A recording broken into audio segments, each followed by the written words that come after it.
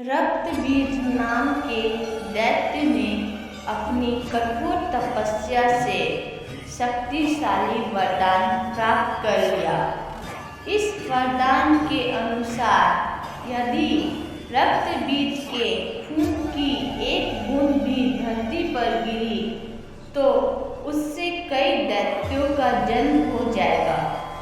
इस तरह का वरदान प्राप्त कर रक्तबीज अपनी शक्तियों का गलत तरीके से प्रयोग करने लगा। धीरे धीरे उसका आतंक बढ़ता गया है और तीनों लोगों पर वह अपनी शक्तियों का प्रयोग करने लगा। सभी रक्तबीज के आतंक से परेशान हो गए।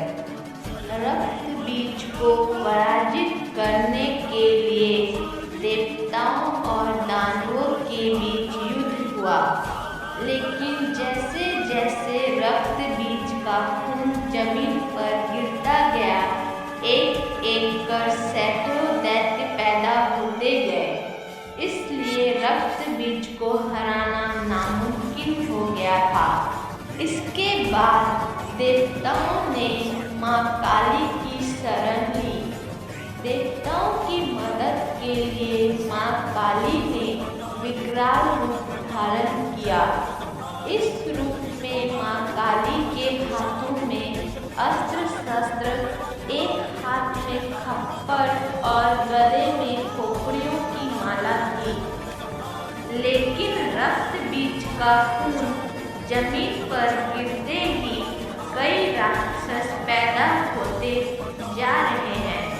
तब माँ काली ने खप्पर से दैत्यों के खून को रोकना शुरू किया और वध करने के बाद उसका खून पीने लगी। इस तरह से माँ काली ने रक्तबीज का वध कर दिया। लेकिन इस दौरान माँ काली का क्रोध इतना विकराल रूप ले चुका था कि उन्हें शांत करना असंभव हो गया था।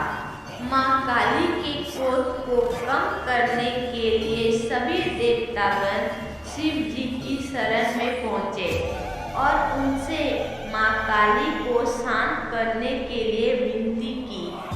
तब भगवान शिव माँ काली के मार्ग पर लेट गए। जैसे ही भगवान शिव जी के सीने पर माँ काली का चरण स्पर्श हुआ तो उनकी जीभ बाहर आ गई और इसके बाद माँ काली का क्रोध स्वतः शांत हो गया।